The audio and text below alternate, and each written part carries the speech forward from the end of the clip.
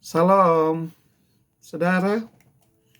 Seringkali kita rajin membaca Alkitab. Itu benar, itu bagus. Kita membaca Alkitab setiap hari. Kita datang ke ibadah hari Minggu maupun ibadah rumah tangga atau ibadah yang lainnya. Semua itu baik dan penting.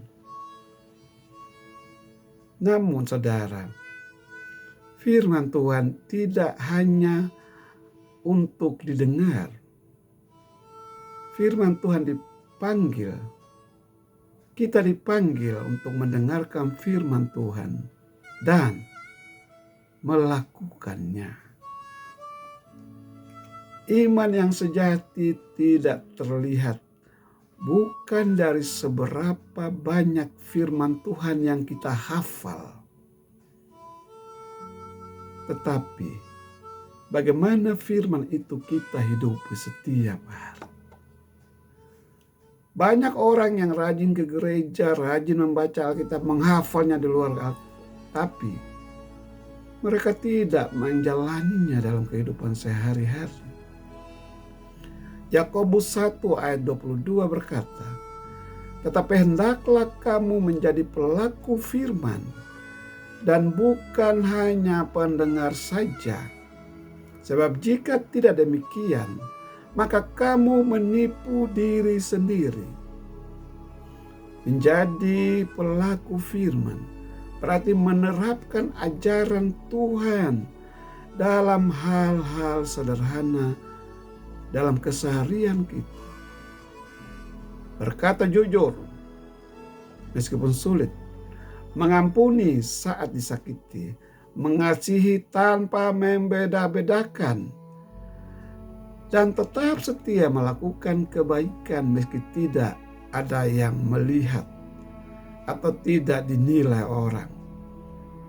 Firman Tuhan menjadi hidup ketika kita membawanya ke tempat kerja, ke sekolah, dalam keluarga, dan dalam pergaulan kita.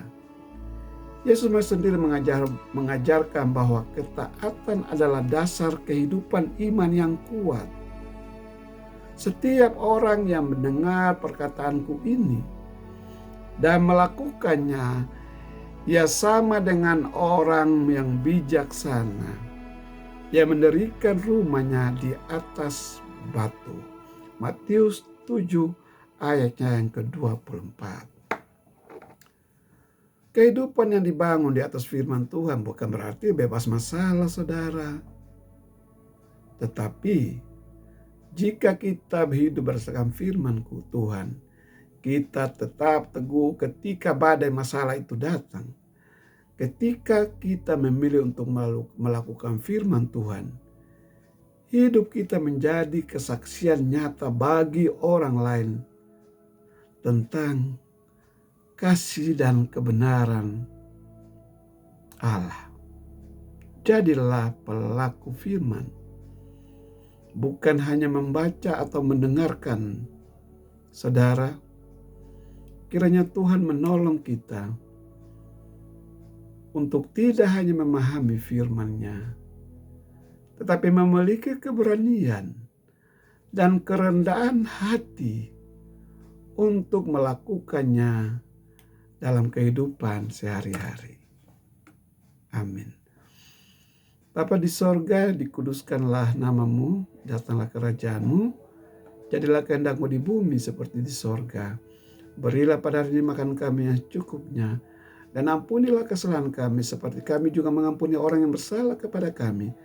Dan janganlah membawa kami ke dalam pencobaan, tetapi lepaskan kami daripada yang jahat, karena Engkau yang mempunyai kerajaan, kuasa, dan kemuliaan sampai selama-lamanya.